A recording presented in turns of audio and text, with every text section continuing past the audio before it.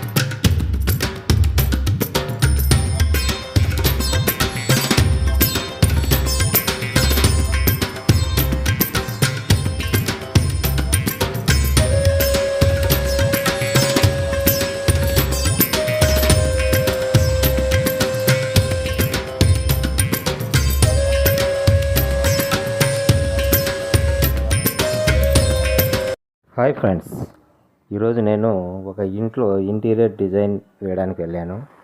అక్కడికి వెళ్ళిన తర్వాత అక్కడ వాళ్ళు వేసినటువంటి చూపించిన డిజైన్ నాకు చాలా బాగా నచ్చింది. ఎందుకంటే నేచర్ నాకంటే చాలా ఇష్టం.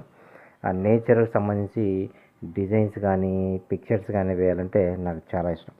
సో వాళ్ళు చూపించినట్టే ఆ నేచర్ డిజైను నాకు చాలా బాగా నచ్చింది. సో నేను కూడా వాటిని ఇంప్లిమెంట్ చేశాను, వాళ్ళకు వేయడం జరిగింది. చూశారు కదా ఎలా వచ్చింది ఏం కథ అనేది. నా వీడియో చివరి దాకా చూడండి. అసలు ఎలా చేశాము, అసలు ఎలా ఉందనేది స్టెప్ బై స్టెప్ అనేది నేను చెప్తాను. అండ్ వీడియో చివరి వరకు చూసి లైక్ చేసి వీడియో చూడండి, ఓకే? ఎందుకంటే ఈ వీడియోను ఫ్రమ్ బేసిక్స్ నుంచి చూస్తేనే ఎలా వేసాము అనేది తెలుస్తుంది. తర్వాత ఈ వీడియోస్ని ఎవరికైనా తెలిసిన వాళ్ళకి ప్రమోట్ చేయండి, అదే రిఫర్ చేయండి. అలాగే కామెంట్ చేయడం మాత్రం మర్చిపోకండి. ఇలాంటి వీడియోస్ కావాలంటే నా వాట్సాప్ నెంబర్కి కాల్ చేయండి, okay. Thank you very much. అలాగే వీడియోని చూస్తుండండి, చివరి వరకు ఎలా ఉందో స్టెప్ బై స్టెప్ చెప్తా, ఓకే?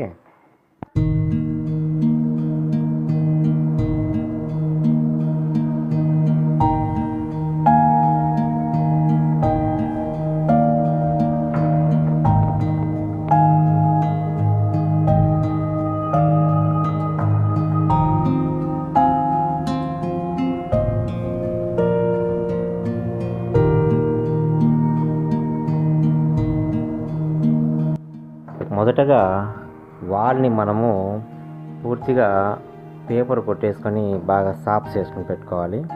అలాగే దాని మీద ఏదైనా డస్ట్ గిస్ట్ లేకుండా అంతా దుమ్ము దులిపేసి నీట్గా పెట్టుకొని దానిపైన ప్రైమర్ కోట్ అనేది వేయాలి.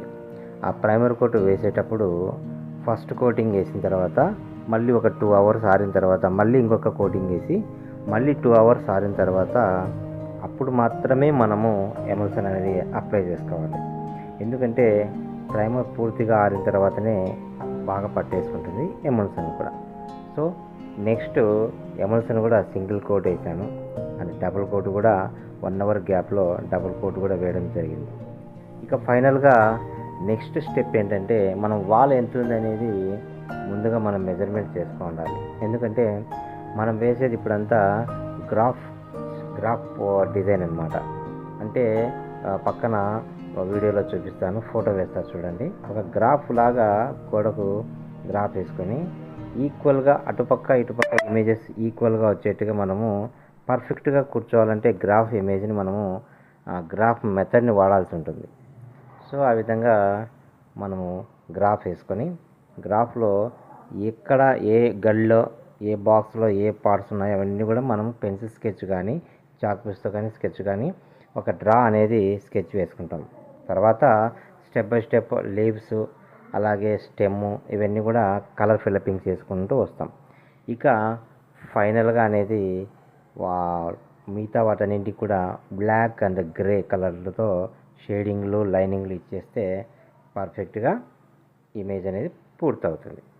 సో ఇప్పుడు నేను చేస్తున్నది పెయింటింగ్ వచ్చేసి డబుల్ కోట్ వేసాను, వాటిలో ఆ లీవ్స్కి అండ్ రౌండ్స్కి డబుల్ కోట్ వేసాను. ఇప్పుడు ఫినిషింగ్ అంటే లైనింగ్ వర్క్ జరుగుతూ ఉంది. లైనింగ్ వర్క్ అనేది వేసాను. లాస్ట్లో ఫైనల్గా షాడోస్ అవి ఇవి వచ్చేస్తాయి. వాటి స్ప్రే పెయింట్తో కూడా మనము షాడోస్ని వేయచ్చు. ప్రతి లీఫ్ను కూడా మనం షాడోస్ లాగా వేస్తే స్ప్రే పెయింట్తో చాలా బాగా వస్తుంది.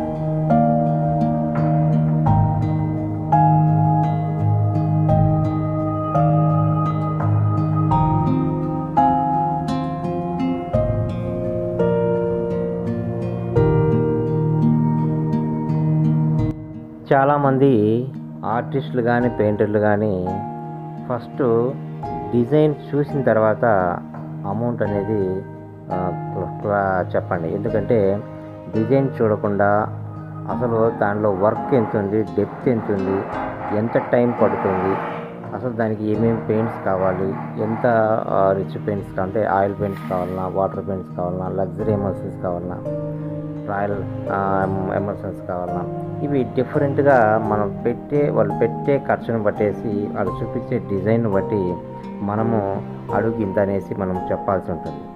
అడుగు వచ్చేసి 100 రూపీస్ నుంచి స్టార్ట్ అవుతుంది నా వర్క్ అయితే. సో వర్క్ అయితే ఒక అడుగు వచ్చేసి 100 రూపీస్ స్టార్ట్ చేస్తాము నేనైతే. మీరైతే 120 చెప్పచ్చు, 150 చెప్పచ్చు, ఇంకా వరకు ఇంకా బాగుంటాయి. సో డిజైన్ చూసిన తర్వాతనే మనము వర్క్ అనేది ఫైనల్ రేట్ అనేది చెప్పాలి. దానివల్ల మనం చెప్పేటప్పుడు కాన్ఫిడెంట్గా చెప్పాలి. తక్కువ చెప్తే వారు ఏమనుకుంటారో అనేది ఫీల్ అవ్వద్దు, ఎక్కువ చెప్తే ఏమనుకుంటారని కూడా అస్సలు ఫీల్ అవ్వద్దు. మీ స్టాండ్లో మీరు నిండి అలాగే నా వర్క్కి ఇంత ఖర్చు అవుతుంది, నా వర్క్ ఇంతే, దీనికి ఇంతే ఖర్చు చేయగలము, నా క్వాలిటీ ఇలా ఉంటుంది అనేసి నెక్స్ట్ మీరు చేసిన వీడియోస్ కూడా కొన్ని చూపించండి, ఇమేజెస్ వీడియోస్. ఓకే, అప్పుడు వాళ్ళకు మంచి క్లారిటీ వస్తుంది ఓనర్స్కి. ఓకే, ఈయన మంచి స్టాండ్లో ఉన్నాడు, కరెక్ట్గా మంచి వీడియోస్ చూపిస్తున్నాడు, మంచి ఫొటోసే ఉన్నాయి, బాగా చేస్తున్నాడు అని చెప్పి మీరు అడిగిన రేటుకు ఇవ్వడానికి ఆయనకు వెనకాడకుండా ఇస్తారనమాట. సో అమౌంట్ అనేది ఖచ్చితంగా మాట్లాడుకోండి. మళ్ళీ వర్క్ అయిపోయిన తర్వాత చాలామంది ఎగరగొట్టే వాళ్ళు ఉంటారు, తగ్గించే వాళ్ళు ఉంటారు. సో మనము స్టార్టింగ్లో చెప్పే మాటను బట్టి వాళ్ళు బిహేవ్ చేస్తారు చివరిలో. సో ఫైనల్గా నేనైతే ఈ డిజైన్కి వచ్చేసి స్క్వేర్ ఫీటు 15 ఉందన్నమాట. 15కు 7 ఉంది అనమాట. 15కు 7 ఉంది. సో దాన్ని బట్టి నేను ఎంత తీసుకున్నాను అనేది స్క్వేర్ ఫీటుకు 100 రూపాయలతో తీసుకున్నాను. ఎంత తీసుకున్నది మీకే అర్థమై ఉంటుంది. So painters and artist main వచ్చేసి వర్క్ చేయండి, హౌస్ వర్క్ చేయండి, బట్ మినిమం రేట్లు బట్టి పోతూ ఉండండి. ఒక్కొక్క డిజైన్కి ఒక రేట్ అనేది ఉంటుందనేది మైండ్లో పెట్టుకోండి. ఓకే, ఇక వీడియో ఫుల్ అయిపోయింది, కంప్లీట్ అయిపోయింది. ఎలా ఉంటుంది ఫైనల్ చూసేయండి. ఇది నా వీడియో. సో వర్క్ చాలా బాగా వచ్చిందని నేను అనుకుంటున్నాను. మీరేమనుకుంటున్నారు, బాగుందా లేదా అనేది నాకు కామెంట్ చేయండి. అండ్ ఇలాంటి వర్క్స్ కావాలంటే నా వాట్సాప్ నెంబర్కి కాల్ చేయండి, అలాగే నా నెంబర్ రెఫర్ చేయండి. సో కడప డిస్టిక్ అయితే ఓకేనా. Thank you very much. ఇలాంటి వీడియోస్ కంటెంట్ డిఫరెంట్గా ఉన్నాయని స్కిప్ చేయొద్దండి. ఎవరికొకరికి పనికొస్తుంది. రెఫర్ చేయండి, షేర్ చేయండి వీడియోను. ఖచ్చితంగా ఇది యూజ్ఫుల్ కంటెంట్ అని నేను నమ్ముతున్నాను. ఎందుకంటే నా వర్క్ ఇదే కాబట్టి, నేను ఈ వర్క్ ప్రొఫెషనల్ ఇదే కాబట్టి నేను చేస్తున్నాను. అండ్ షార్ట్స్ మీద ఇంట్రెస్ట్ చూపించే వాళ్ళు షార్ట్స్ కూడా వస్తుంటాయి, వాటిని కంటెంట్ డిఫరెంట్గా ఉంటుంది, అది చూడండి. But at the same time ఈ లాంగ్ లెంత్ వీడియోస్ కూడా చూడండి, లైక్ మాత్రం ఖచ్చితంగా చేయండి. ఎందుకంటే మీరు చూపించే లైక్స్ కామెంట్ వల్లనే వీడియో అనేది ప్రమోట్ అవుతుంది, నలుగురికి యూజ్ఫుల్ అవుతుంది, చూపించగలుగుతుంది. So thank you very much ఇంత ఓపికగా నా వీడియో చూసినందుకు. నెక్స్ట్ మరి ఒక వీడియోతో మీ ముందు ఉంటాను. చూడండి, చివరి వరకు చూసి ఎంజాయ్ చేయండి. లైక్ చేయడం మాత్రం మర్చిపోకండి. అవసరమైన వాళ్ళకు షేర్ చేయండి. Thank you very much.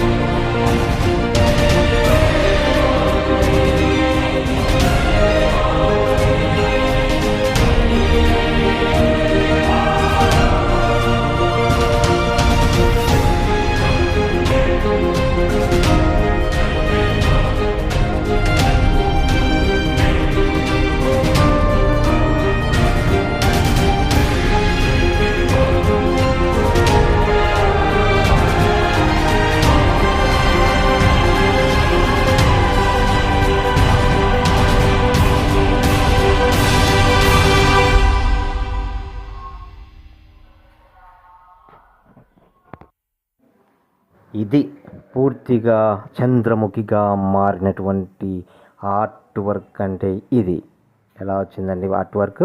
బాగా వచ్చింది కదా. సో లైక్ చేయండి, ఇప్పుడైనా లైక్ చేసి మనకు తెలిసిన వాళ్ళకి షేర్ చేయండి వీడియోని. Okay, thank you very much. Thank you very very much. ఇంకొక మంచి వీడియోతో కలుస్తాను. దిస్ ఈజ్ వాలా ట్విటర్స్ విహారీ.